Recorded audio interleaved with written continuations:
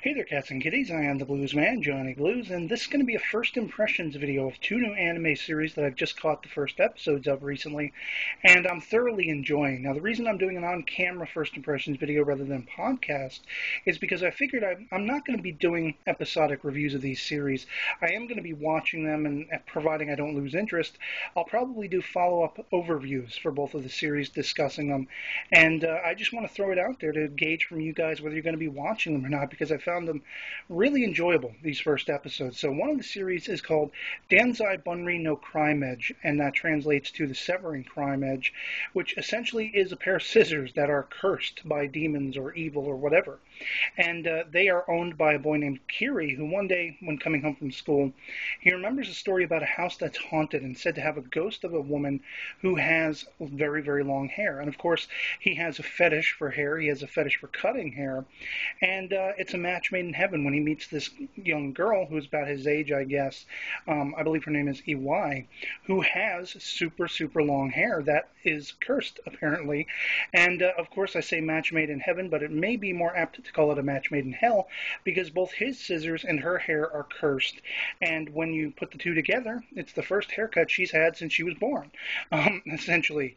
And it's a very interesting show, though. There's a lot of quirky humor, and I like the drama that unfolds when he meets her two, air quotes, protectors, who seem to be also her killers. They seem to have killed her father or something like that, and it's unclear as to whether she understood that was something they did or not, but she's definitely fearful of them because they have these criminalistic tools or killing tools or whatever she calls them, and it's just very interesting. I can't wait to see where it goes, because of course their meeting brings forth this whole, it seems to unlock something. It seems to set something into motion, and whether that's killing EY or not, I don't know.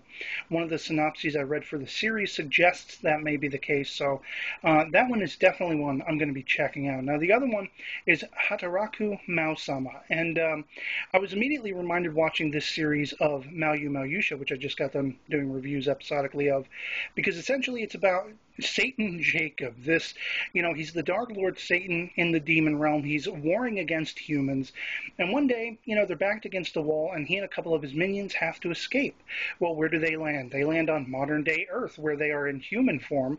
They only have so much magic left to them, and he basically has to get a job at the anime, non-copyright influenced, whatever you want to say, version of McDonald's. It's called McRonald's, and basically he becomes the best worker they've ever hired, trying to sell pepper fries and get them, in the books for that month and so forth.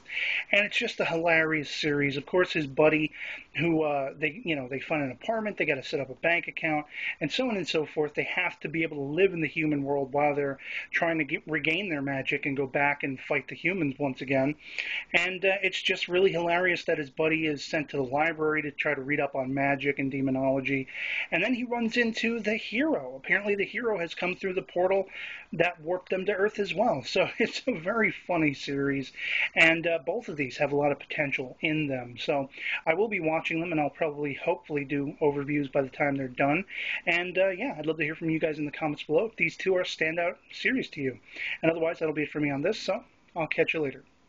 Peace.